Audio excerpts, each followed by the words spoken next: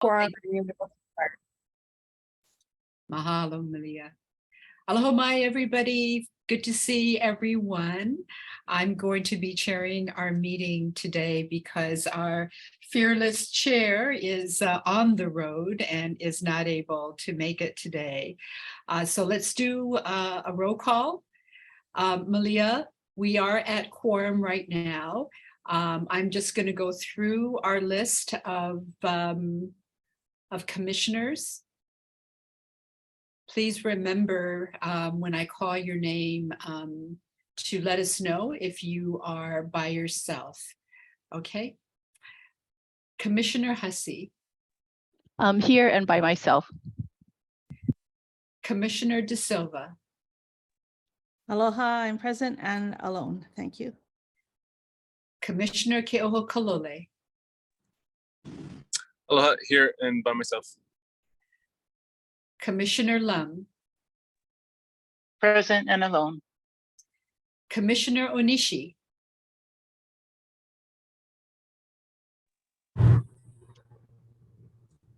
He's in his car driving, but we know that he's here. Commissioner Onishi, do you mind to just turn on your camera just for our purposes, and you can turn it back off?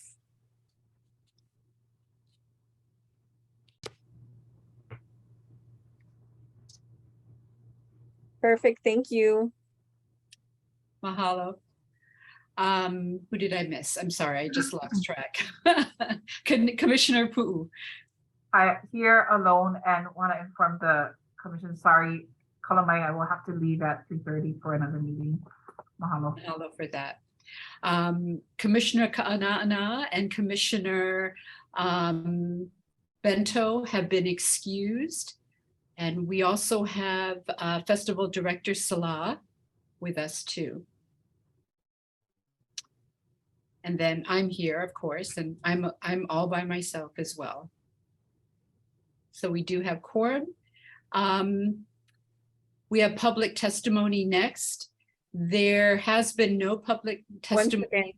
One second, Commissioner Okay. Benna, if we can start with the Vehenna first. Oh, okay, I'm sorry. Oh, I'm sorry. Our Vehenna, Sylvia, how can I forget, is going to be presented today by Commissioner Hussey. Thank you, Commissioner Benham. Aloha mai kako. I described today's Vehenna as low tech and high touch.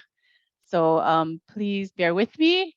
The thought I'm taking is from the third volume of Nana Ike Kumu, and published by Liliuokalani Trust. It opens with guiding principles and values that I think will resonate with our work and how we do our work here as FestPAC commissioners in the organization.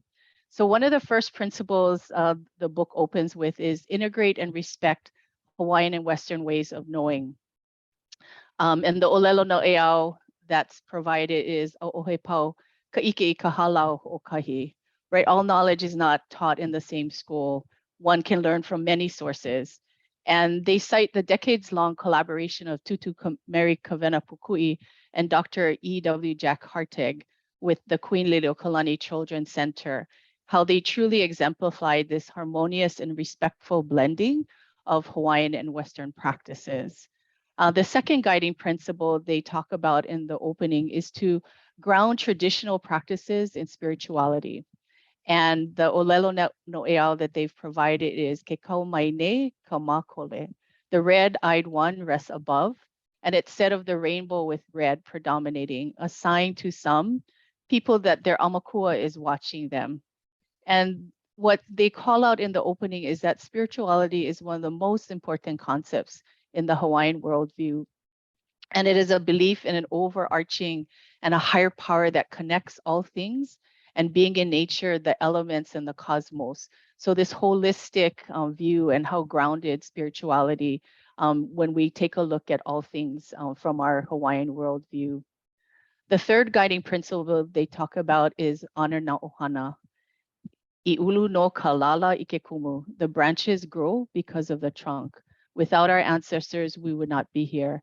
So we can figuratively or literally our family, but we can also think about our ohana of festivals in past and how this festival unites us across the Pacific, and how we need to look to the past to inform our present and our future. So very appropriate guiding principle, I think, for our work.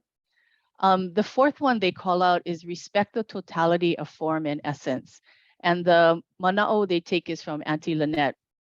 And she defines the relationship of form and essence as follows. Form is what you know intellectually, defined literally, and performed literally and with technical precision. Essence is expressing the true meaning, the intention, the feeling behind the thought and action in an authentic way. It is the expression of an idea with genuine feeling about your truth.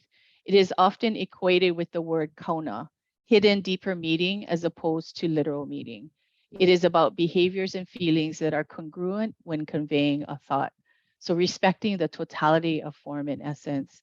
And last but not least, they have a guiding principle called practice ho'okupono. And the olelo na oeao they have there is maikapai ika'ao aka makua, aya he ola malaila. Do not set aside the teaching of one's parents, for there is life there. And it refers to ways of our learnings.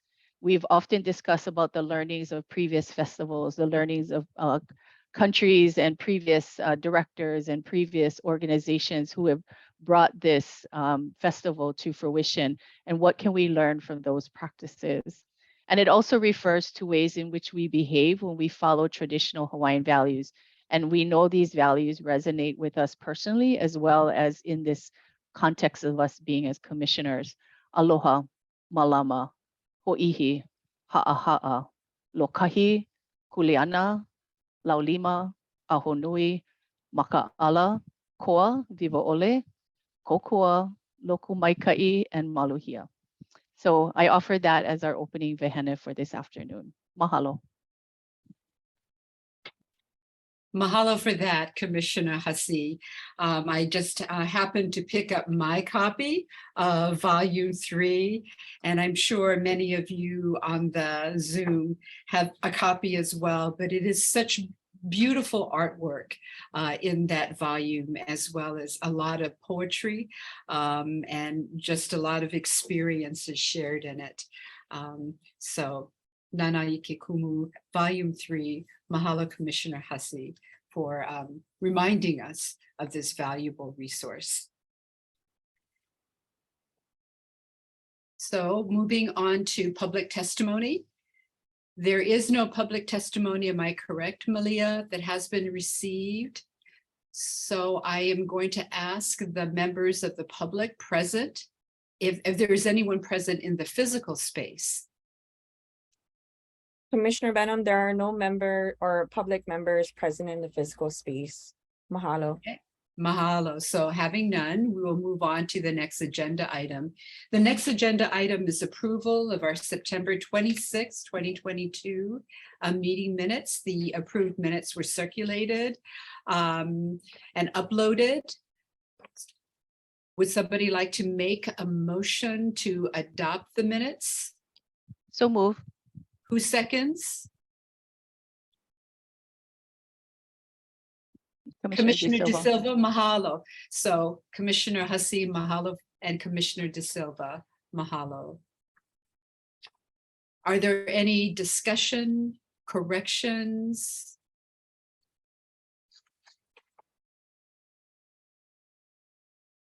Okay, seeing none, let's take a roll call vote. Senator De Silva. Thanks for elevating me, but I'm not a senator. I'm just a commissioner. Oh, I'm sorry. Okay. I'll call everybody senators today. How's that?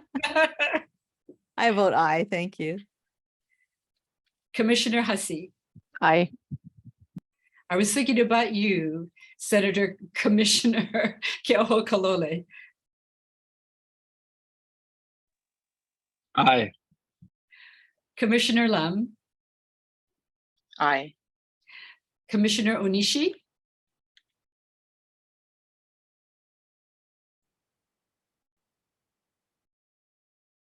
Is that a thumbs up, Commissioner Onishi? Yes? Hello? Can you hear me? Yes. Sorry, I cannot hear you guys. I Oh, don't know what's wrong with my phone. can you hear me now? We're taking a roll call to approve the minutes from September the 26th.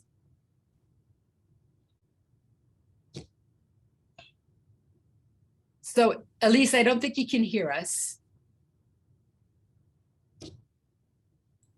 Yeah, I mean, I don't know. I'm not a technical expert. You have quorum, it'll pass without Okay. his vote. So I'm kind of at a loss as to. That's right. We He want can't- him yeah, to he drive can't hear safely. us, We want so- him to drive safely. So Yeah. he'll We'll get to where. We'll mark Commissioner Onishi as excused for the vote Oh, due to thank you. technical reasons. It'll be fine. Thank you, We'll mark it Malia. in the minutes. Mahalo. And Commissioner Pu'u. Aye. Okay, so the ayes have it. By the way, Commissioners Bento and Ka'ana'ana are excused. So, Commissioner Benham, do you want to cast your vote as well? oh yes, I'm sorry. I for myself as well. So the motion has been accepted to accept the minutes of the September 26, 2022 meeting. It has been adopted with no edits. So with any edits, right? And so it's accepted. Thank you. I won't do that 1, 2, and 3. Is that what I need to do as well? No, you're okay right now. You Okay. can move on to the next agenda. Thank item. you very much. Again, just a brief report on the permitted interactions pursuant to Act 103, Session Laws of Hawaii 2021. We had 2 permitted interaction groups that have met in the interim between our last meeting and today. The administration committee met. It took place on October the 11th at 4 p.m. and the venues committee met. It took place on October 12th at 10 a.m. and we will have more of a presentation on it a little bit later in our agenda. I'd like to now turn to our festival director, Salah, for his report to the commission. Aloha, everyone. Thank you, Chair. I am going to, forgive me and ask the pardon of the board as I turn off the camera and give my festival director's report off camera, as I'm not sure, of the quality of the Wi-Fi here. Waiting for my flight to American Samoa. And so let me turn off camera now. I also want to ask the pardon of ED Sanders as I just prepared a quick slide deck, more to keep myself organized in this report. And so let me share screen.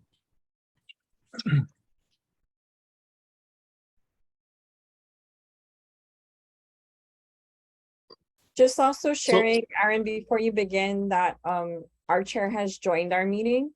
So Chair Kanana is now present. Thank you. Okay, so order of the FD report for today. I'll talk a bit about my trip to Fiji, thanking again the Commission for supporting that trip and the East West Center Arts Program and Eric Chang for funding it. Talk about my SBC meetings and FestPAC related partners in Suva. I'll follow that up with a program matrix, program document to go out to the SBC post haste to get distributed out to the countries. The purpose of this is to retain biosecurity information from each of the countries so that we can properly prepare them for what to expect. I'll give some quick updates on fundraising. This is notwithstanding agenda item number 8.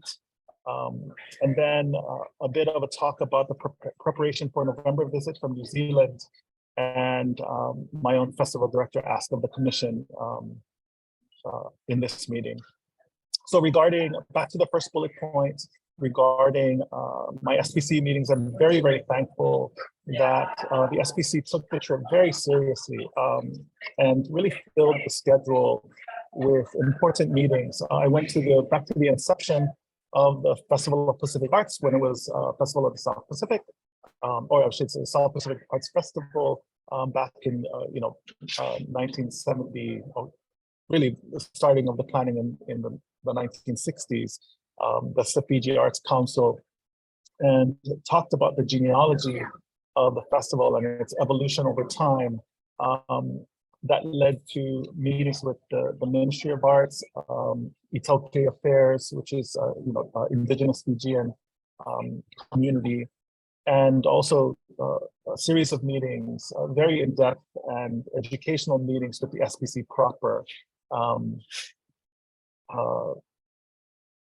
talking to how do I say, leaders of the different pillars of the SPC.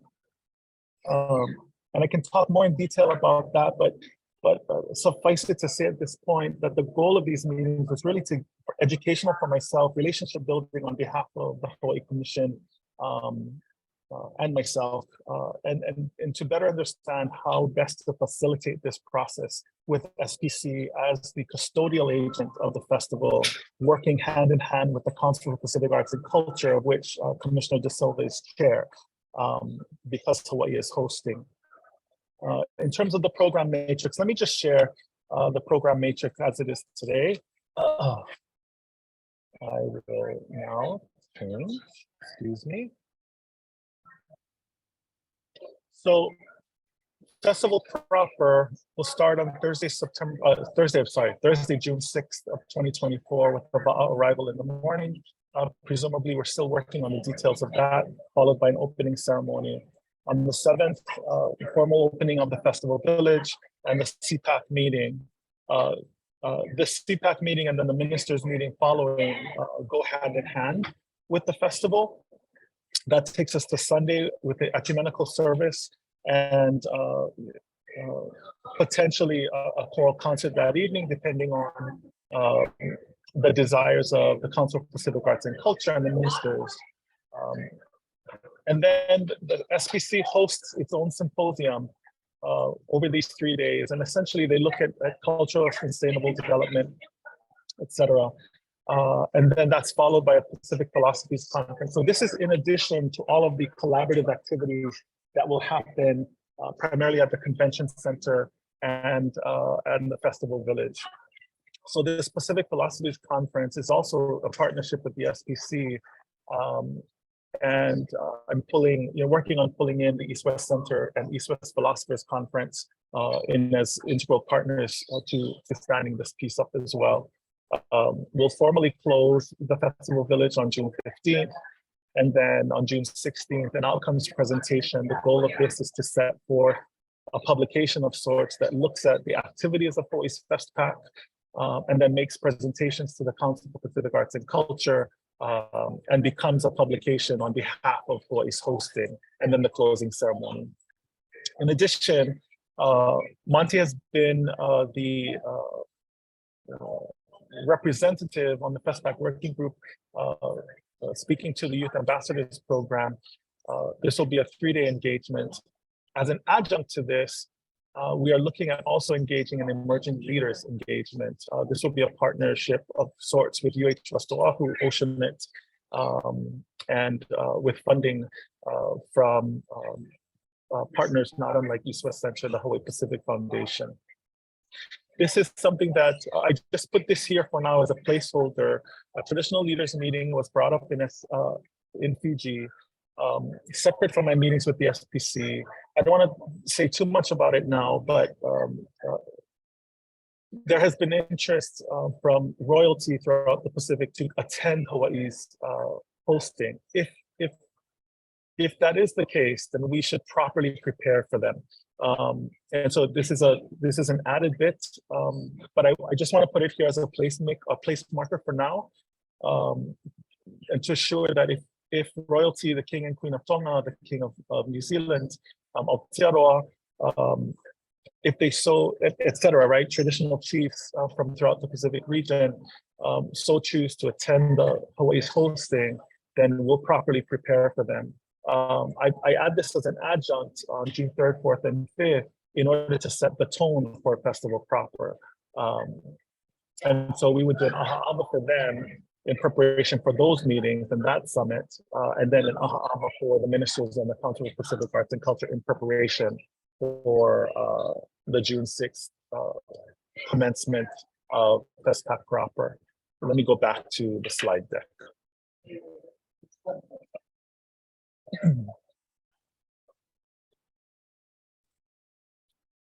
Mahalo find the for slide that deck. presentation. Are you done? Are you still going? No, not yet. Sorry. Yeah, Okay. not yet finished.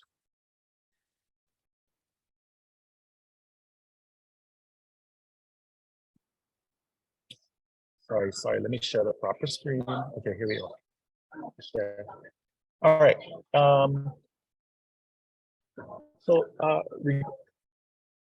What we are doing with this now is then going back to the programming pillars, pulling together a program document to distribute through the SPC to the countries in order to gather from them their biosecurity needs in order for us to help them facilitate discussion regarding their biosecurity issues and bringing them twofold. It's two-pronged, right? Bringing them into Hawaii and then making sure that those biosecurity historical artifacts, et cetera, can find their way home. On the note of fundraising, let me just pull up my notes. On the note of fundraising, so I've started fundraising. Well, I should say I've reinitiated fundraising conversation and discussion. I prepared, well, I'm in preparation of assets that are inclusive of a statement regarding the 2050 strategy for the Blue Pacific continent, endorsed by the forum in July, Pacific Islands Forum leaders in July, the Pacific Region Culture Strategy 2022-2032 from the SPC, and the Pacific Partnership Strategy from the White House, just endorsed a few weeks ago by the leaders and President Biden. The document that I'm preparing shows how aspirations of these strategies are collectively realized through Hawaii and our hosting of the 13th Festival of Pacific Arts and Culture. That portfolio will go to as many of the organizations and philanthropists as we can get eyes on. And so we are preparing an ask to the city that will go before the council in this budget season. I want to thank Rep. Onishi, whom I spoke with, who is working with me to plan for meetings with Hawaii's congressional delegation, the Department of State, the Department of Interior, and then also we are working to, discuss with the Smithsonian Institution and other, East Coast housed institutions that are familiar with this kind of activity for their sponsorship as well, their support. In addition to that, preparation for the congressional delegation, in addition to the ask for the city that we are facilitating now, we've also started to make presentations to potential funders and philanthropists. As we are ending the calendar year, some of these organizations gift by the end of calendar. And so I want to make sure that FestPAC is on the list of several of these organizations. They've been pretty successful. I don't want to speak, I don't want to count eggs before they hatch, but we've had some very exciting conversations. And so, as I start to re-socialize FestPAC 2024, the 13th FestPAC, starting to really pull the community together is looking good. It's getting exciting. Next bullet point, in terms of preparation for the November's visit of Aotearoa, the SPC, that is in process. We are going to, with Chair and Commissioner De Silva, get onto a Zoom with the SPC to discuss the details of that. And I would ask then, in terms of the final bullet point, that one of the challenges with the SPC is that our communication has not been as, as direct as I think we would expect from each other. And so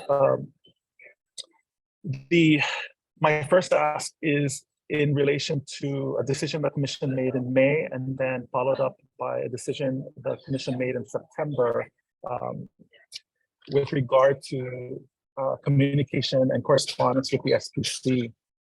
In May, the commission decided unanimously to allow the festival director to communicate directly with the SPC on behalf of FestPAC. I want to be really clear that the festival director then will take the responsibility to correspond and bring that communication back to the commission as necessary, but also that this is only to do with FestPAC and the FestPAC working group. So any communication with the Council for Pacific Arts and Culture will go directly between SPC and the chair of Council for Pacific Arts and Culture, which is Commissioner De Silva. In the September meeting, the commission directed for the festival director to handle, insofar as is possible, the details for Aotearoa's November visit.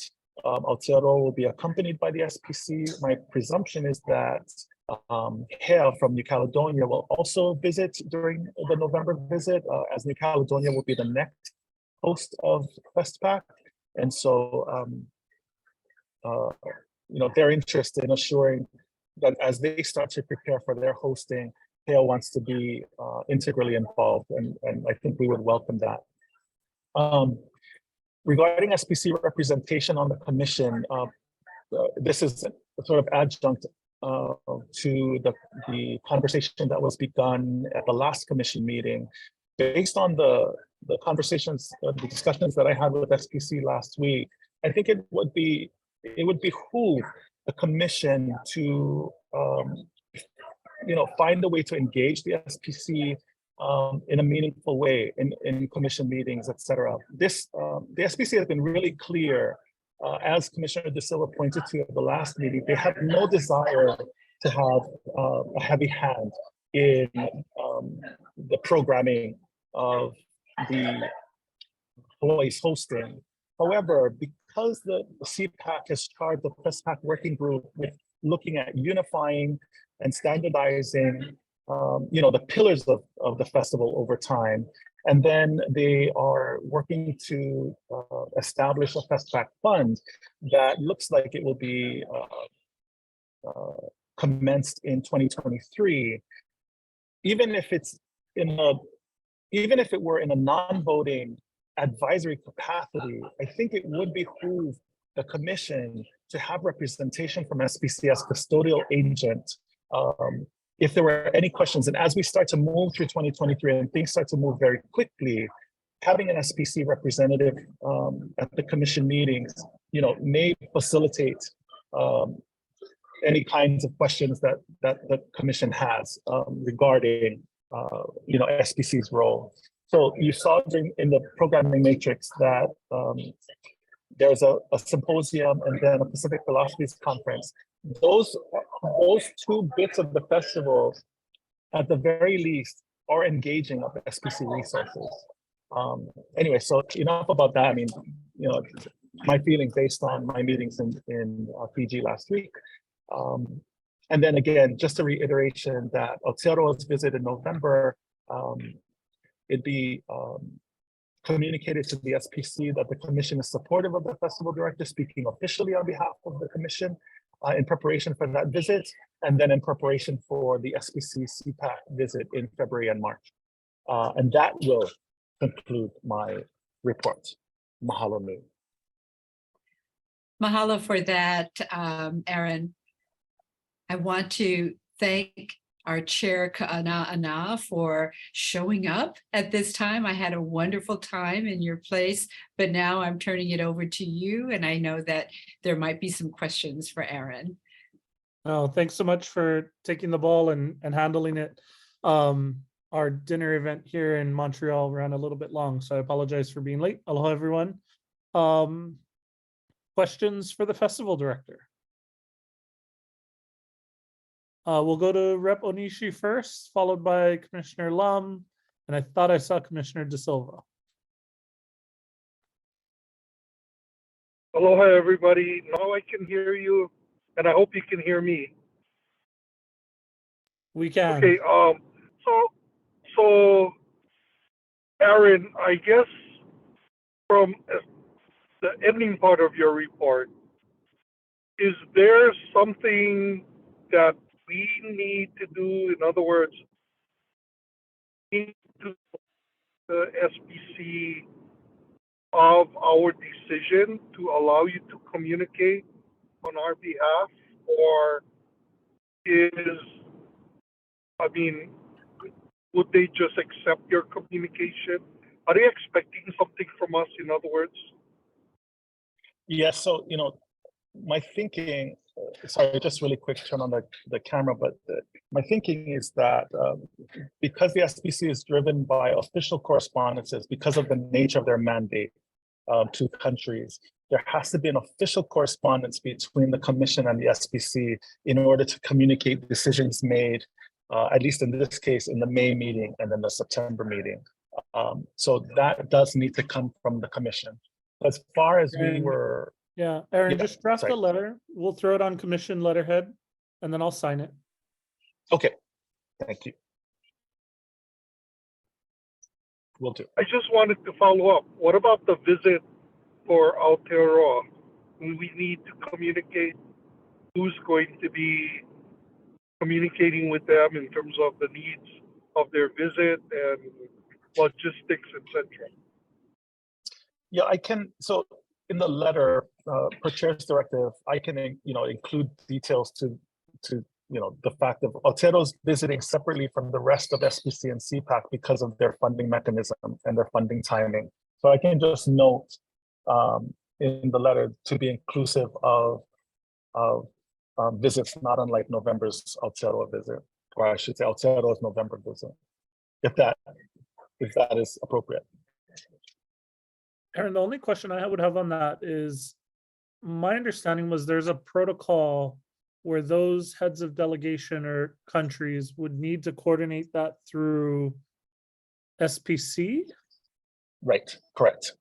So and so thank you for that clarification, because what I mean is that I can coordinate with the SPC the visit, Aotearoa's visit in November. Yeah, I think my Okay, concern is I don't want each of the countries contacting you directly for site visits Yes, individually. absolutely. That they should Right. be coordinated through SPC and communicated via Miles or someone, whoever the appropriate person is, to Agreed. you as our official representative, I guess. Yeah, absolutely. Absolutely. And then, sorry, Rep. Onishi Upau, sorry. Okay. And then I think we're going to Commissioner Lum and then Commissioner De Silva. Thank you, Chair. Aaron, I just had a question about the SPC attending, getting them involved in commission meetings. I think that's a good idea if they're able to attend. So I guess two questions. Have we identified or have you identified who an appropriate person would be from the SPC to attend? And if you've mentioned it already, is there much like the communication we were talking about, that needs to be a little more formal? Do we need to have some sort of formal invitation to them, or how would that work? Yeah, so my thinking is that a scope of engagement might be really general, because what we would do is, based on agenda items, engage that arm of SPC. For instance, if we're having a conversation about biosecurities, then we would ask SPC to send the biosecurities or land resource management designate. If we're going to talk about programming, perhaps we would have Dr. Francis as culture lead on SPC, right? Again, I want to be really, really explicitly clear that the SPC has said over and over again to me, and I think this is the understanding of the commission already, that they have no desire really to have a heavy handprint on the design of the festival, but they do want to come in to support where we need them. And so, if that scope were general, and we could communicate to Miles,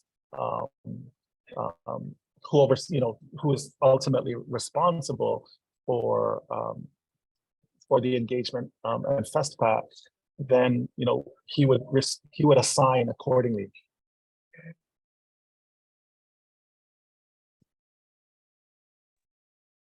Okay, thank you. Commissioner De Silva. Nice to have you back, Chair. Aaron, thank you for your report. I have a few thoughts, just thoughts about this. I don't know how they fall into the picture, but I would question whether we can actually have them sit as a commissioner. I don't think that's possible because we're mandated also by law. But they can attend any meeting. So we would encourage them to do that. In addition to that, I would not request for I would let the SPC decide who their representative is going to be. They know what they're doing. And if they, they might have more than one person attend. The thing that I would like to just point out that what we should do with them is, when the agenda comes out, it's really general. We know the categories that are going to be talked about, but we don't know what is going to be talked about within each category. And so they would need more specific information to know who is the appropriate person to attend the meeting. And then my last thought is that right now, the way our agenda runs, we only have public comment in the beginning and the end. Is there a way that we can call on SPC or allow them to give information during the meeting rather than wait till the beginning or the end, so that there can be a discussion that would be more efficient of all of our time? If there's a way to do that, I think that would be helpful. Those are just my thoughts. Thank you. And our Attorney General can correct me if I'm wrong, but as long as it's agendized, I think we're good. Yep. Correct. Correct, So Chair. much like I think we have an agenda item for festival directors report, you could essentially create an SPC item that could potentially be a standing item on our agendas if we like. So do we just go ahead and do we vote on that, or do we just collectively agree that we'd like to do that? Unless you folks feel strongly about a motion, I'll just go ahead and be sure to include that on future agenda. Wonderful, thank you. Happy to. Members, any other questions for the festival director? Aaron, I have a couple. Hey. I noticed could you throw back up that block schedule? Yes. Hold on Please, one thanks. second. Yeah, absolutely. I just kind of want to understand something better. Yeah. Hold on one second. Thank you. Okay. I'm going to lead off by saying, far left side. I'm going to lead off by saying that I'm very, very cognizant of scope creep. Yeah. And festival dates look like they're 3 days prior here. Right. And I just want us to be very mindful of that. Each of those days come with cost and kuleana. And while I certainly support a traditional leaders meeting, I wonder why it couldn't happen, like the Aha'ava couldn't happen on the same day as the Va'a arrival, or, as appropriate. I recognize that there's all kinds of protocol and things like that, but Sure. just wondering why you blocked it in the 3 days advance of the Va'a festival. I mean, actually, it's to your point, Chair, because we had not discussed this as part of festival proper. So this is ultimately just a fluid timeline at this point. Sure. It can certainly join festival proper, and I'll bring it back to the programming and venues committee next we talk. But yes, absolutely.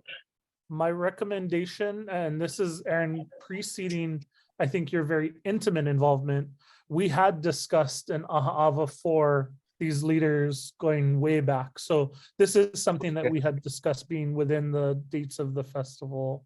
Gotcha. Okay. So my recommendation would be to slide it over to the 6th. Okay. I think, as you sort of think about those traditional leaders expressing their desire to come, I think it's equally as important for us to extend an invitation. And that's the kuleana of this commission. And so I think we need to consider the requirements that would take, and the responsibility that comes with hosting, ali'i from around the region. Absolutely. I also would prefer that they could attend, say, the opening ceremony, for example. Yeah. That I think it just enriches and brings a whole nother caliber to the event proper if it's part of the actual events. Once you start Agreed. separating it out, my concern is attendance and things may be overly focused on that traditional leaders gathering, separate from the festival as a whole. Yeah, absolutely agree. Thank you. Thanks. And then can we slide over to the right? Yes. Thanks. And then just one note for this block schedule. Mhm. A couple of considerations, Aaron, as you move forward with this planning and the programming Yes. committee, is be mindful of the flight arrival dates for Yeah. when people can arrive. And let's make sure that we try to get the big events in a day that everybody has the best likelihood of being able to attend. We're never going to be able to get everybody here for Right. everything all the time because of how the flights fly. Sure. But let's be mindful of that if you hadn't factored that in. Yeah. Okay, Absolutely. thank you. Commissioner Mhm. De Silva. Thanks, Chair. Aaron, I just wanted to point out that the AHA AVA for the ministers, Mhm. we should just include that in the ministers' meeting. Oh, okay. Okay. Yeah, Okay. we've done that before at other festivals, and we can also Okay. do that at the CPAC meeting if you'd like to have a AVA ceremony to open that. That would be also nice. Okay. Thank you. Mahalo. Mhm. Note taken. Okay, members, any other questions for the festival director? Okay, then I'm gonna go ahead and move us on to our next agenda item, which I believe is number 6. Is that accurate? Sorry, just coming into the flow here. Yep. Can I Alright. make one note, Chair? Sure. As I'm not, so we're about to board for American Samoa. So if I need to step away, I will. I'll stay as long as I can. But thank you you. for this. Safe All right. travels, Aaron. Yes, definitely. Commissioner Thank Benham, I you. believe I'm gonna turn it actually back over to you. For agenda Just, item number yeah. 6, please. Sure, just a brief report on the administration committee. We did a really fast pop-up meeting before we met today, just so that we would be a bit more apprised on what was going on with the SPC when Aaron went over to meet with them. So you will see in the meeting minutes that it was just a brief overview of what we discussed. You've heard the update on the SPC meeting. That was what Sylvia and I also heard the same thing. We did talk a bit about communications and promotional efforts, and you will see there some information that the festival director is pulling together that will be used for fund development activities. The website is on its way. There's more collateral, more information that was provided to the festival director that will be going up on the website. A social media plan is currently being developed. It's going to focus primarily on first on Hawaii, and that's gearing our communities up for what FestPAC is, when it is, how they can participate, and so forth. So just getting everyone here in Hawaii up to date, up on the same page as us, and excited about hosting the event. The festival director did let us know about a possible opportunity to get some funding, get some promotional materials out with the South Pacific Tourism Organization. And I put that information into the minutes. I think one of the things that we also talked about was the work that the city and county will be doing in helping us with security and safety and ground transportation. And festival director is still working with the State Department to develop a special program visa for those folks that will be coming to FestPAC. One of the things that we did talk about, and this is perhaps a discussion item for us, or it could be just a thumbs down, or whatever we decide.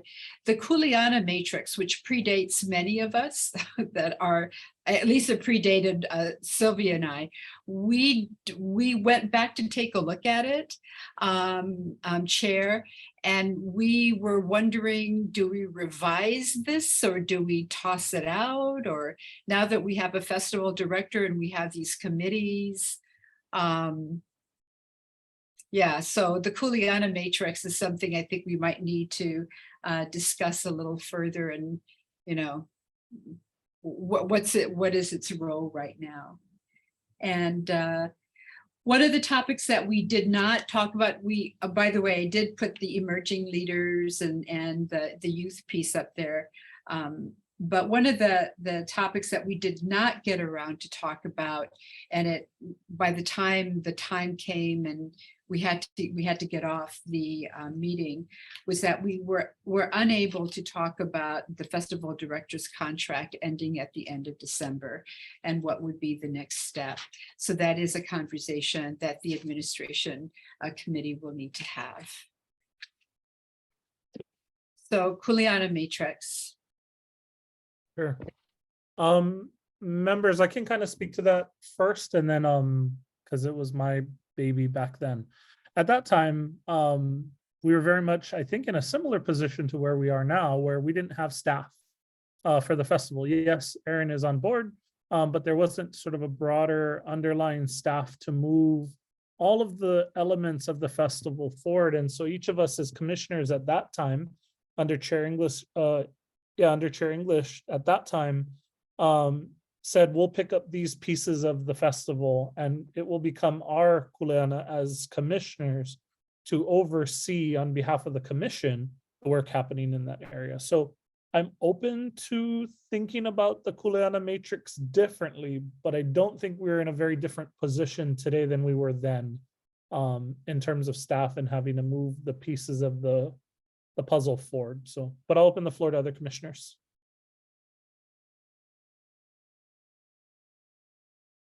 I think maybe with the exception of, or with Commissioner Lum, Commissioner De Silva, Commissioner Bento, and myself, I think we're the last of the original commission.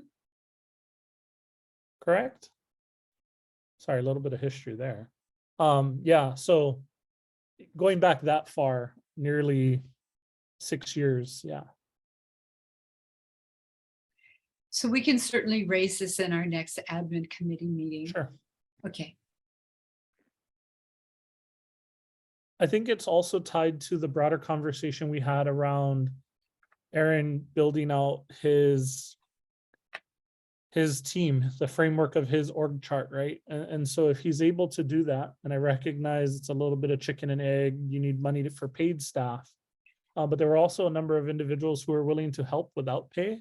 And so I think still just organizing that org chart or some kind of framework, we got to figure that out, because yeah, I'm getting nervous, to be frank. And there's so much to be done. Like I was just thinking about it, and I'm going to go off here on a tangent and take a little bit of privilege as chair. I'm in hospitality. That's what I do for work. And I'm looking at some of the projections for forward booking pace and looking at the availability of hotel rooms. And I'm like recognizing that we don't have hotel room blocks set. We haven't communicated to the hotels to set a certain block of rooms and secure a specific rate for our attendees that are attending the festival specifically. And that's something we need to do here really quick, or else we're going to miss that window, particularly because the festival is in June, which is peak summer season for us, or leading into our peak summer season. And so there's some very tangible things that can get done if we as commissioners want to accept those pieces of kuleana. So I think that's something that I don't think goes away from this matrix. Maybe it takes a different form, or maybe it's a task-based idea of helping move the festival along. But if I were to take, for example, hotel room blocks, I need to start drafting an RFP. And I don't mean that like from a particular chapter 103D from the commission standpoint. Usually when you invite hotels for these kinds of rooms, they compete for them. And so it's a whole separate process just within hospitality. And then we have to layer 103D on top of that. So anyway, yeah. That was my rant. Thank you. Any will other put thoughts that for on the our admin? agenda, Go Chair. ahead. What is No, I that? will put that on our agenda along with the contract conversation. Yeah. Yeah. Commissioners, any other thoughts for the admin committee?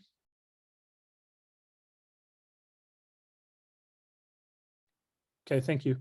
If not, then I'm going to go ahead and move on to agenda item number 7, I believe, and turn the time over to Commissioner Lum. Thank you, Chair. The Venues and Programming Committee, excuse me, had a brief meeting last Wednesday, and actually, what we discussed was probably discussed more in depth in the festival director's report, actually, because we did talk about some of the SPC events that were being brought forward as part of the festival, like the Pacific Philosophies Conference, like, you know, their symposia and so forth. So now that the director put that into a matrix, we can see that a little bit more in terms of what we're looking at with the timing. We did ask about support for those events. So besides SPC supporting them, we will probably partner in some ways in the way of, you know, offering venues and so forth. And then my understanding that with the Youth Ambassador and Emerging Leaders programs, that it looks like that is going to be something supported by KS, is what I'm told. So, or what we've been told. But other than that, I don't have anything else to add unless any of the other committee members have anything to add. But basically everything that we discussed, our festival director put it into his report. So. Thanks, Commissioner Lum. Members, any questions? We'll go to Commissioner Benham first and then Commissioner De Silva. Commissioner Lum, in our conversation around the emerging and the youth ambassador, because of the age range in the Pacific, that youth ambassadors are from little people from 12 all the way up and to 30, I think it is. And KS is thinking about doing more of a youth ambassador, and their definition is, you know, 12 to 18. I think that's why he had both the youth ambassador and the emerging leaders, is because KS is more interested in supporting the younger folks. So I see. So in other words, the emerging leaders might be something, it'll be something different and might not have the KS support right. I just wanted, okay. Yeah, so if you guys can get some clarity around that, because Sure. that's kind of what we didn't know. Okay. One thing or the other, that would be good. I don't know, Commissioner De Silva and Chair Ka'anana, what it's, you know, what happens at the other FestPAC with that symposium. So. If I'm not mistaken, this is the first one I'm aware of, right? I Youth don't. Ambassador. I see Monty on the call too, so.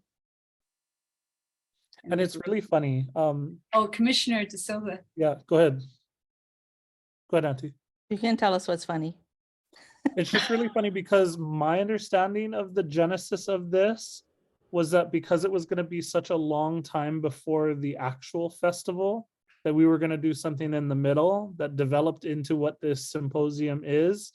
But it almost sounds like the symposium is becoming a thing of its own in a way. And that's where I feel like it got.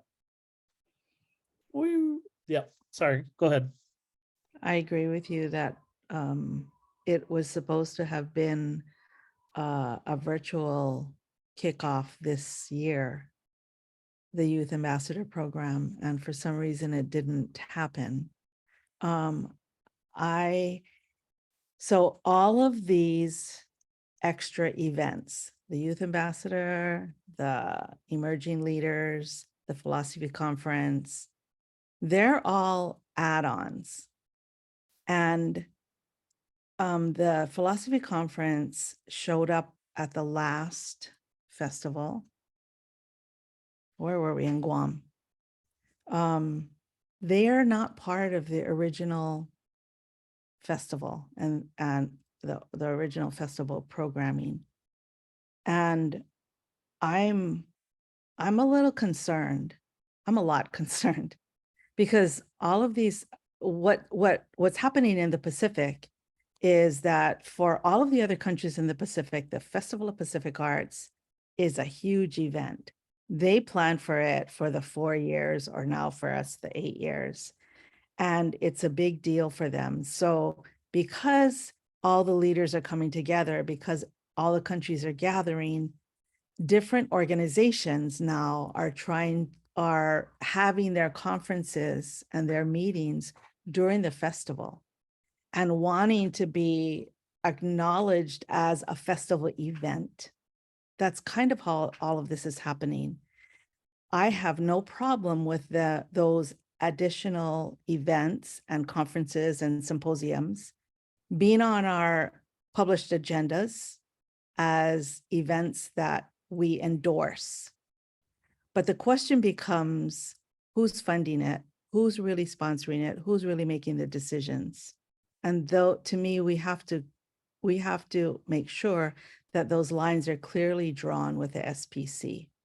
And we have the ability to say no to things.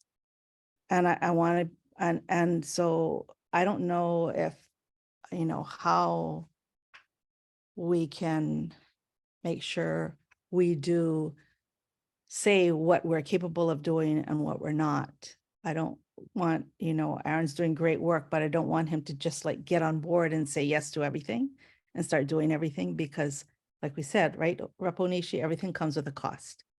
And also not just a cost of monetary costs, but a time cost and a people cost and all of that, and a security cost and a transportation cost. And we need to be sure that we're clear. Maybe this Thursday, Kalani, if we have time in that meeting with the SPC, just to put it on Miles' radar, that's part of, I think, where the council is trying to get a handle on the festival, on how all the parts work and who's responsible for what. And so maybe we need to bring that to their attention as well. Just my worries right there. Thank you. Yeah, Commissioner Onishi.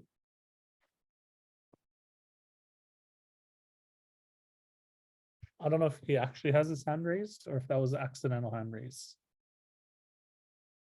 No, I did. Sorry, Okay. I No, all good. turned off the wrong. No, I fully agree with Mapu in terms of, I thought we had decided that some of these other type of events had to be standalone, that we would endorse them. We would help to arrange a location for them to be put on. More specifically, I think we were thinking of the convention center, but that the funding and the costs had to be covered by whoever was organizing it. And unless, I mean, the SPC has changed in how they want the festival to operate. But I thought we had decided that prior. Yeah, that's my understanding as well. And we knew that there would be many of these. And so I think more importantly for us as a commission, it's important for us to establish a process by which how to vet and handle these requests. Because ultimately, I think I share Commissioner De Silva's concern that the actual Festival of Pacific Arts and Culture becomes the ancillary event instead of the main dish. And while these other gatherings are super impactful and super meaningful, my understanding of the Festival of Pacific Arts and Culture is to preserve our traditional, tangible and intangible cultural heritage for future generations, and that this festival every 4 years provides us an opportunity to gather to celebrate all that is. And so while I think a Pacific Philosophy Conference and the Youth Ambassador Program are all wonderful things, our main job as a commission and what we have been charged with by law is to see through the successful and safe implementation of the 13th Festival of Pacific Arts and Culture, not the 13th Festival of Pacific Arts and Culture and event A, B, C, D, E, F, G, H, I, J, K, L, M, N, O, P. And that's where I feel like we're headed. And so I really want us, I think we need to impose discipline amongst ourselves as commissioners, not to get distracted at every exciting, shiny object, because they're all good things.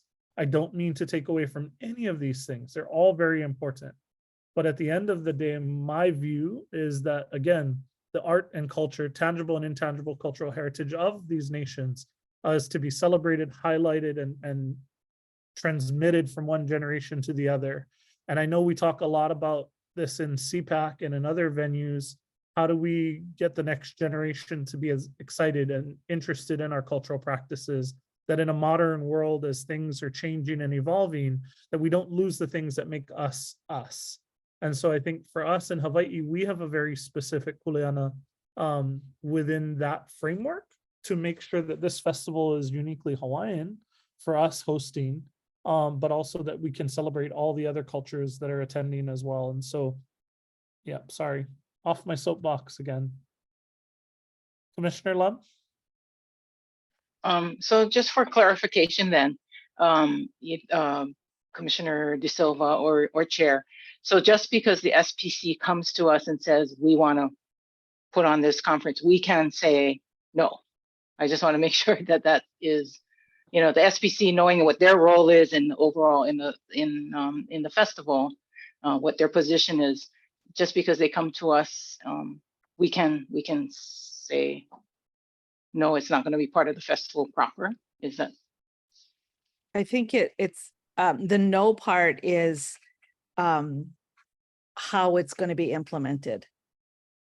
I think we want to support, especially if the SPC is bringing it to us, we want to support those things that they want included. But we have to be clear about, exactly like the chair said, that it doesn't take up so much of our time and so much of our focus that the ancillary, all the extra things are what we have to spend our time on. We need to spend our time on the main festival itself. And so the no part is to tell them, we will include it. Yes, we can include it in the programming. We can include it in all the publications, but you have to organize it, run it, and advertise for it. And all of that, fund it. Yeah. We do not have the capacity to do that and put on the festival that we are committed to by who we are and by the law that we come under. Yeah, I think I would also add, Commissioner Lum, for me, everybody views the festival as the reason to gather. And I think we uniquely as this commission have the responsibility to ensure that that's a solid event.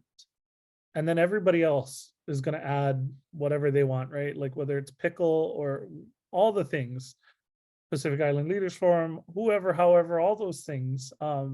Obviously, I think Hawaii is a great place for those convenings to occur. I think Hawaii is uniquely positioned as a destination to have the infrastructure and capacity to do all of them at the same time, which I think is unique amongst host nations of the Festival of Pacific Arts and Culture, that we can do all of them, right? Whether it's East-West Center, the Convention Center, the University, Neil Blaisdell Center, whatever it is. There's individual hotels that could actually handle the entire FestPAC if they wanted to. So I think that sets us apart in some ways, in some countries not being able to have that kind of capacity. What I want to ensure, though, is that everybody is coming for FestPAC. And the Festival of Pacific Arts and Culture is our kuleana. And so I just really want us to be disciplined in making that a solid event, and everybody else can build their things attached to it. I think the Youth Ambassador Program, I think, is uniquely positioned. What Commissioner De Silva and I were sort of sharing earlier was that it was really born out of a desire of the CPAC members in approving the extension of Hawaii being able to host in 2024, was that they didn't want to lose momentum in the region over the 8 years. And so the Youth Ambassador Program became a sort of intermediate event, but then it kind of got worked into the working group about what the festival would be and wouldn't be.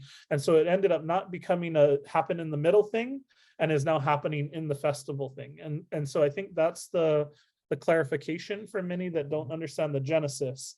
Monty, are you still on the call? Do you mind jumping on and sharing a little bit about the Youth Ambassador program? I think you confirmed it's 12 to 25. Yeah, so the age range for the Youth Ambassador program is 12 to 25. Most of the countries will be bringing adults from their country rather than youth at the younger age, just because of some issues about traveling with minors in their delegation. And there's a correction. The chart that you saw noted that the Youth Ambassador program starts on the same day as opening ceremony, but it starts on the next day. It's a Friday, Saturday, Sunday event, so 3 days, possibly Monday. And I can go over just a few things about it. It's fully funded. Or like I think Aaron mentioned, or actually somebody else mentioned, I think it was you, Mr. Benham. Kamehameha Schools is one of the sponsors. Hello Moa is one of the sponsors, and we have another private donor who prefers just to be known as private donor. And so it's fully funded. And the first day is out in Kanevai. Well, actually, maybe I should precede that. So we do have a virtual component in 2023. So the Hea Hea, the call to action actually is in 2023. And the youth of Hawaii are calling out to the youth, your cousins in the Pacific, to ask them, how are you folks? So this is the thing, regenerating Oceania. And how are you doing that in your territory or your country, or what are you doing that? And if they're not doing anything, it's for them to get involved. The convening in 2024 is really sharing and really capacity building at that point. So there'll be a Hea Hea in 2023 that goes out, and there'll be probably 2 virtual convenings. Kamehameha will probably be the convening organization for that. And when they come here in 2024, the first day is in the Aina Kanevai. The next 2 days are at the convention center. On both days, open and closed with plenary.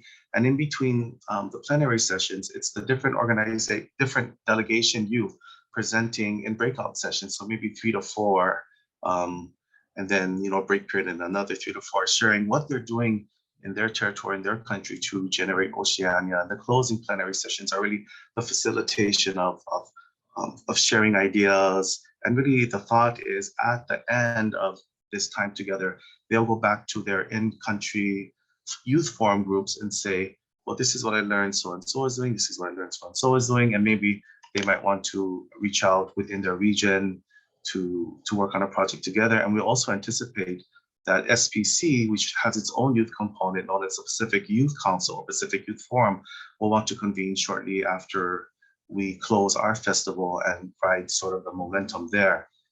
And that's really in a nutshell. I can answer any particular questions if there are from the commission. Chair, up to you. Thanks, Monty. Commissioner Keokalole. Yeah, Monty, or I guess if Aaron is on, or does anyone know, does this comprise the commitment of Kamehameha Schools to the festival? Or is this an external commitment?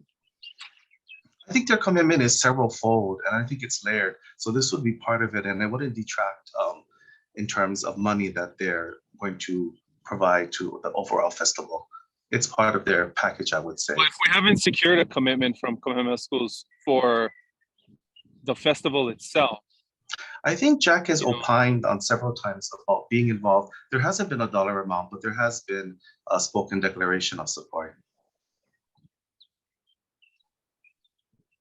okay, so I mean, we can perhaps bring this up, in the fundraising agenda item. But part of the discussion we had last month about fundraising was the need for, these package commitments for different events. And to me, this follows the discussion we've just been having about making sure that the core components of the festival are funded, in my mind, before we start having discussions about events that could be considered ancillary.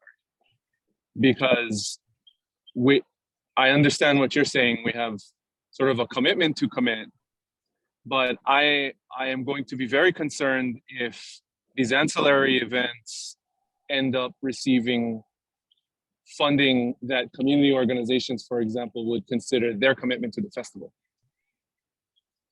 True, and just to that's- underscore too, Kamehameha Schools' participation in the Youth Ambassador Program was from the outset, and that was done actually through Auntie Vicky. She had reached out to them early on, and I just carried on. And so really the plan hasn't changed from that inception in terms of the number of days that we're convening the youth. So it's their commitment for the So- Youth Ambassador Program was initial, and they just have reaffirmed it over these carryover years. Okay, I agree. I'm just reiterating the point that the festival proper should come first. And that's all. Otherwise, that's great. I mean, it's great news. I mean, if this is already a commitment and it's fully funded, then one less thing to worry about. Awesome. So thank There's you. not too much funding really. The convention center has already been paid for, and the transportation is in kind because it's summertime already for Kamehameha Schools. So there's a few dollars that they're also giving, and then we have a private donor.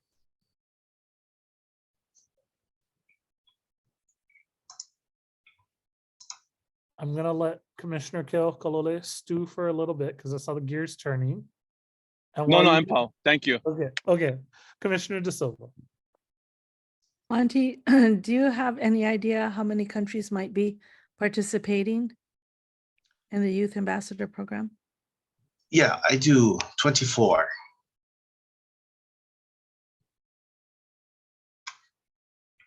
That's awesome. Thanks, Monty. Any other questions for Monty? Thanks for the presentation on the fly.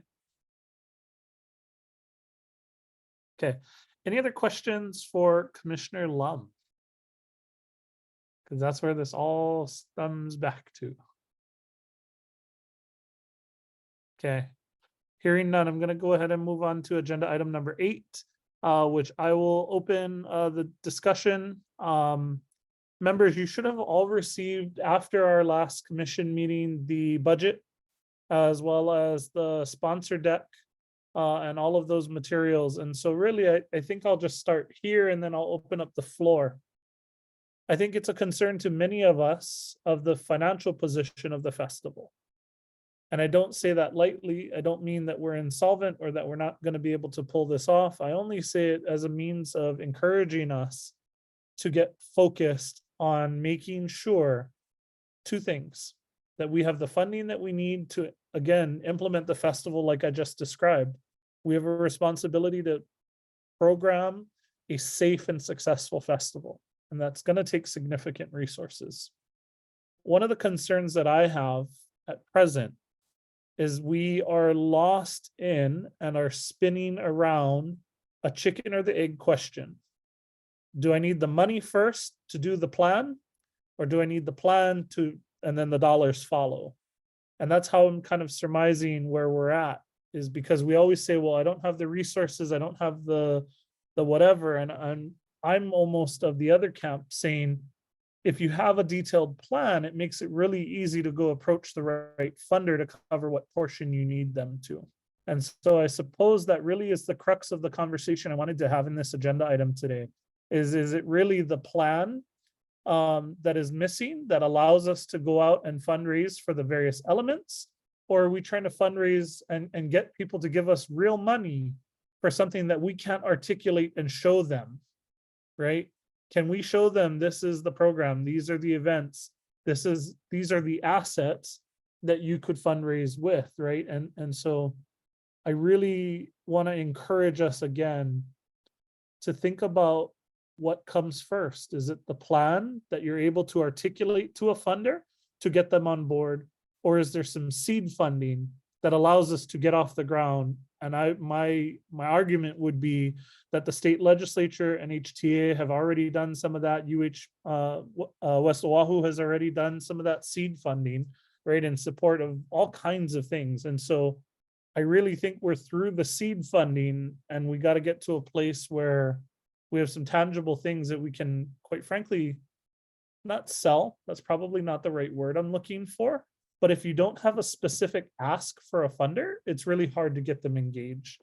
So I'll start and stop there. Members, did you have any specific comments you wanted to make? Did you want to react to the sponsorship deck that we had previously used? Or did you want to talk about anything in the budget that was circulated?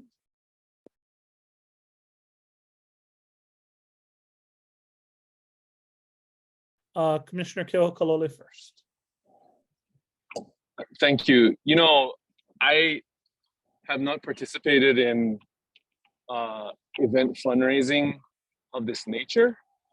And so I would like to propose, you know, maybe a 2.0 of what we did essentially last year that led to the onboarding of the festival director, which is, in my mind, a sort of reverse engineered discussion of outcome and timeline that's necessary for us to get there.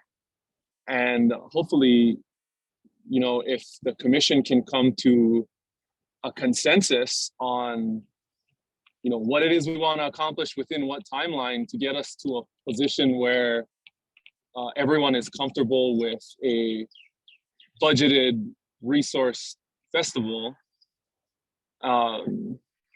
you know, then our director has sufficient guidance going forward, and then we in my mind will have the space to talk more specifically in more detail about what elements of execution are necessary to unlock whatever types of commitments are necessary to get this thing done. Mahalo for that. Other commissioners? And I just want to note, Commissioner Onishi apologizes. He had a 4:30 community meeting that he had to jump off for. So if the rest of us are planning to stay, we're good. We still have quorum.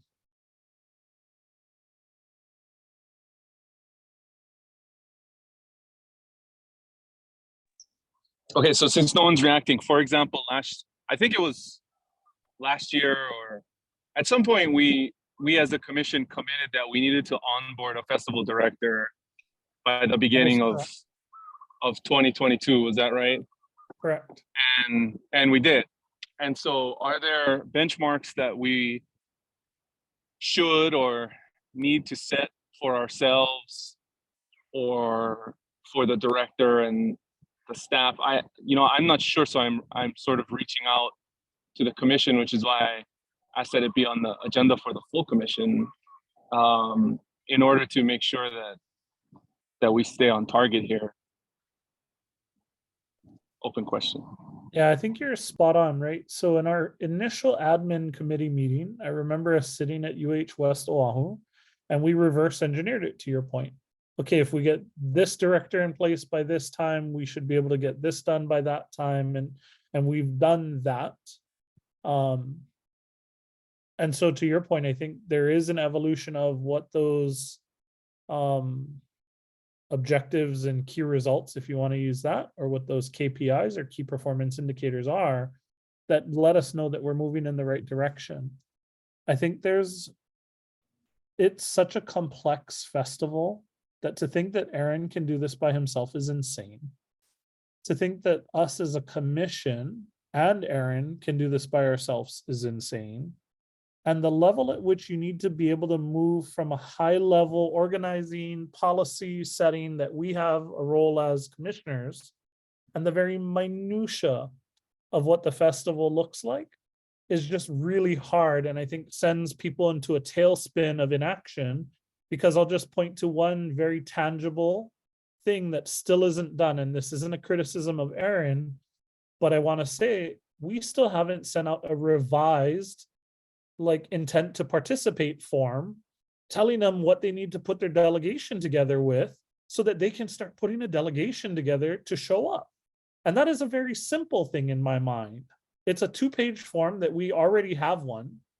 Yes, we need to update some of the programming, but that programming's been set since Mahina and who else facilitated those sessions with her back then? I already forgot. Was it Okahi? The two of them facilitated that with Austin. us way back, right? Dr. Austin. Yeah. And so, you know, when I think about the programming, it's been set since that time, and we still haven't issued an intent to participate form, which then helps inform our planning, because then those countries say, yes, I'm coming and I'm bringing these practices. So I think there's some really like tangible milestones, to borrow your term, that we still haven't hit. And then we get tailspun into budgets and timing and biosecurity and all those things, which are very important. But there's some very practical things that we could also be doing and getting done.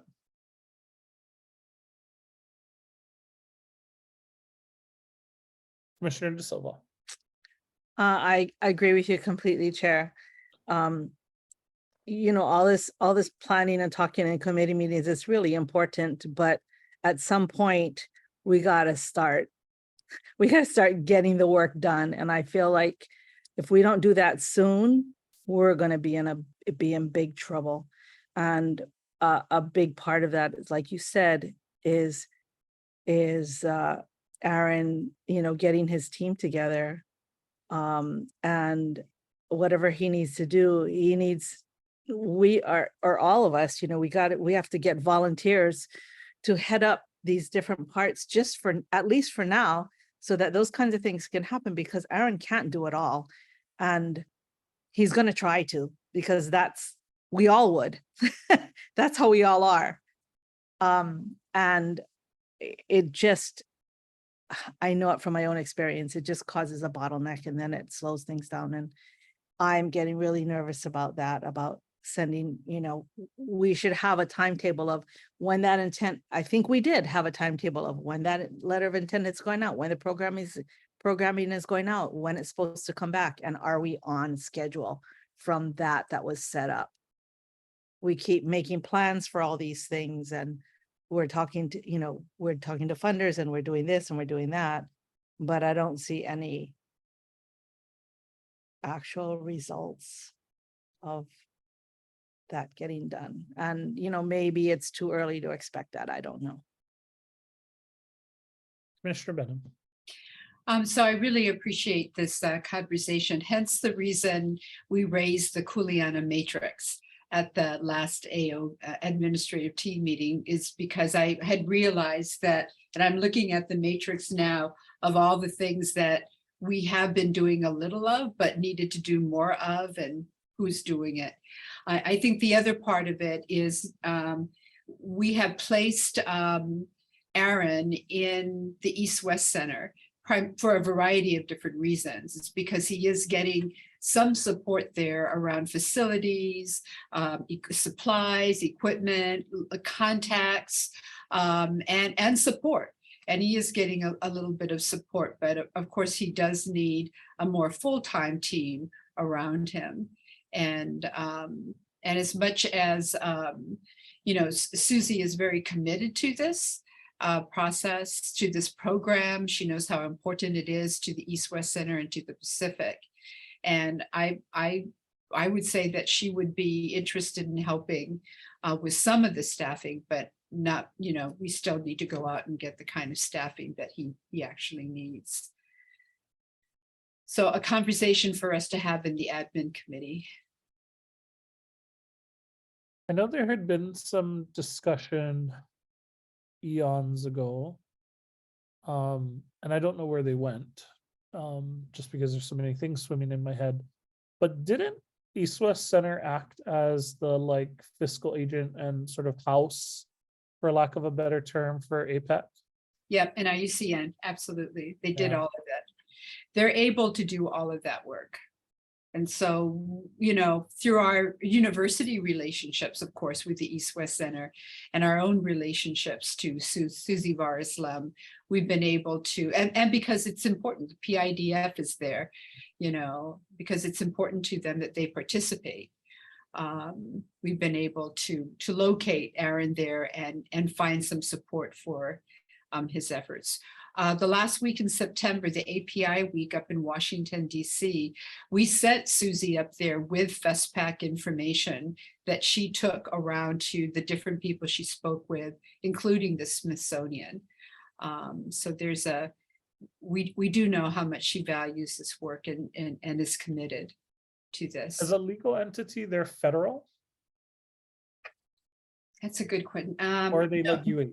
No, they're UH. They're part, yeah, they're connected to us. They do So, get federal funding.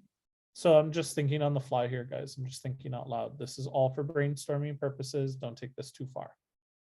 If they're a state agency, right? If they're attached to or they are a part of the University of Hawaii, Mhm. Elise, wouldn't we be able to procure something with them directly, state agency to state agency?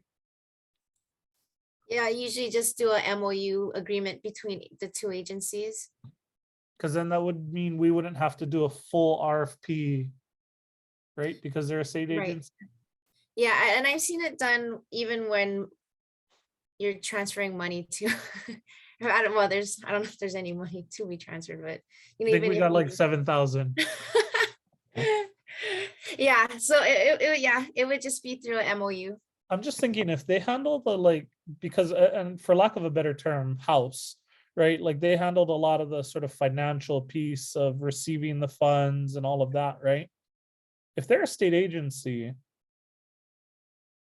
I'm open to it, especially since they did APEC and IUCN in terms of the caliber of those events. Anyway, sorry, just throwing that out there. Yeah, they have in place, as you know, and some of the people that are helping Aaron, of course, they all have full-time jobs, right? You know, they've done this before. So. And they do have a really nice a cohort of students and connections to the Pacific Island program. Oh, see, Senator has a Commissioner Keohokole has a. Go ahead, Senator. Oh no, you can finish. I was bookmarking my turn. Well, so I'm not sure exactly where the boundaries need to be between work product that the admin committee should expect from the festival director and that the commission should expect from the admin committee. I just think we're at the point where this fundraising discussion should be brought to the full commission, and that we should set some hard objective timelines. Personally, for me, I think they should be directed toward delivering institutional level funding commitments, because that's really gonna, hopefully if they land, they start locking down major portions of this budget, and that we should move, and that we should move forward from there, and that the plan should be facilitated and developed, from that prerogative. Because I do think that Aaron is being pulled in a lot of different directions because it's a big, complicated undertaking. It makes it difficult for someone like me to figure out exactly how I can be of help. Mhm. I have outstanding items that I committed to that I'm trying to execute on. But I think at the commission level, if we have a overarching prerogative on where we're going and on what timeline, that makes it a little bit easier and clearer for everyone else down the chain who is executing, and for everyone in the community who are wondering what's going on with FestPAC. So whether that's something that the admin committee needs to propose and deliver to the commission, or whether we just have an ongoing discussion on this through our agenda item, or whether we have the festival director propose something, it doesn't really matter to me. I just want some timelines. Thank you. And I'm sorry, I gotta get on the road, so I'm gonna camera off and going forward. Thank you. Well, one quick one. I'm really elated and grateful that one of our first sponsors has recommitted their sponsorship here. And so Hello Royal Hawaiian Center is contributing $50,000 to FestPAC, as well as a bunch of in-kind, including a 30-second FestPAC TV PSA that they're willing to air during major cultural events like Mary Monarch, Queen Liliuokalani Keiki Hula competition, etc. And they're also looking at providing some space for a FestPAC information center at Royal Hawaiian Center in 2023. as well as a part-time position Monday through Friday in 2023 through the end of the festival. So a huge mahalo to Monty and the rest of the Royal Hawaiian Center team for their continued sponsorship of this festival. Like I mentioned, they were one of our earliest funders and have recommitted to the 2024 festival. So BMFD, big mahalo for that, Monty. Okay, so I figured we end with a little bit of good news, and if you got to get going, I think we're going to lose quorum. Is that correct? I didn't count. Oh, Oh, I we're still need okay? to get off. Yeah, I need to Okay. get off. All right, so I think for me, what the most prudent thing that we should do right before everybody jumps off is that we will task the admin committee with a recommendation to be brought to the full commission pertaining to milestones for fundraising. I'm happy to keep it on as a full commission agenda item that the admin committee can present under so that it has a dedicated agenda item. So I'm happy to do that. And then I will go ahead and take public testimony on any of the items that you've heard today. So members of the public, if you'd like to testify on anything you heard today, please go ahead and identify that you'd like to. Seeing none, I'm going to go ahead and move on to announcements. Reminder that if you haven't finished your training for ethics, please go ahead and complete that. And we will also be drafting a meeting schedule for the calendar year 2023 here shortly. And so Malia and I will work together on that to circulate that. And then our next meeting right now is 11/7 for Zoom, but we are looking at potentially moving the meeting date to November 14th in person so that SPC and Aotearoa New Zealand can present in person. So Malia will be coordinating with each of you individually for that. I have the Vehena Kuleana for that meeting. There's no commission meeting on the 24th or 31st of this month.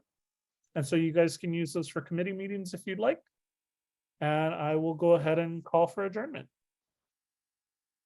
Sorry, I went through that last part really quick, and it was actually a pretty full announcement section this month. So I apologize for that. But again, my apologies for being late. Thank you all from the public for joining us in these meetings, and to the commissioners for your steadfast support of this work. Take good care, everyone. Aloha. Mahalo. Aloha. Aloha. Travel Aloha. safe, Kalani. Aloha.